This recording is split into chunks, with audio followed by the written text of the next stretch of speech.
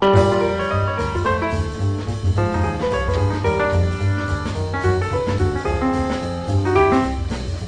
are between 300 million and 500 million people on the web.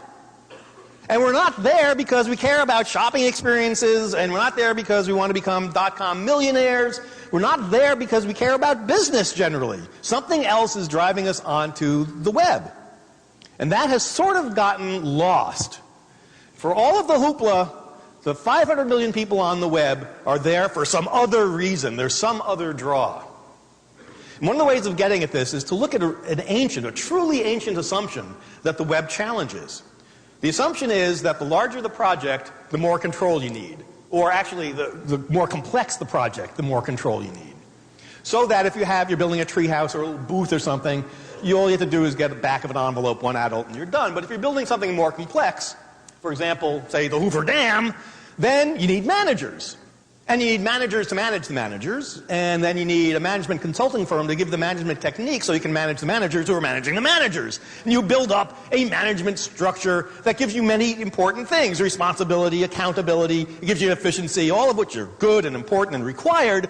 But we also know there's another reason why we as a culture like management so much. It's because we recognize that if you get your fiefdom to be big enough, your power goes up. So that if you get one that's large enough, you can become a king, you can become a pharaoh, a god, and you can have your brains hooked out through your nose and you can live forever.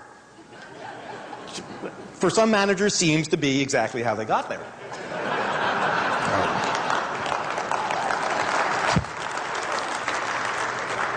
And then you go on the web.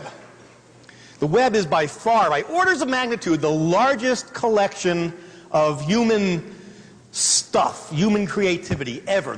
By orders of magnitude, the largest network. And you ask yourself, how many managers did it take?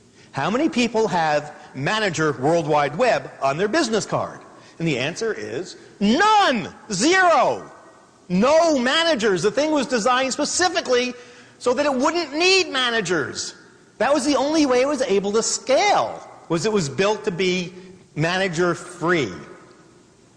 And as a result, well, if there were managers, right now there would be 10,000 people on the web, and they'd all be filling out forms, requests to post, requests to read. It would not have worked. It was very specifically a non-management environment. Now, I'm not saying that you think about this when you go out on the web every time one of these 300 or 500 million people go out. They're thinking this way, but it's very much implicit in the environment that there are no managers, there's no control, there's precious few power relationships, and most important, there is no permission required. You don't need to ask anybody for permission to post. You can read what you want, you can download what you want, you can upload what you want, you can join when you want. No permission required. And it's liberating. And then we go to work the next day. And somewhere along the line, we confused building a business with building a fort. And the walls are very specific. The walls of the fort of business are designed to selectively release information, because that's how we control our customers, our partners, our competitors, our supply chain, even our own employees.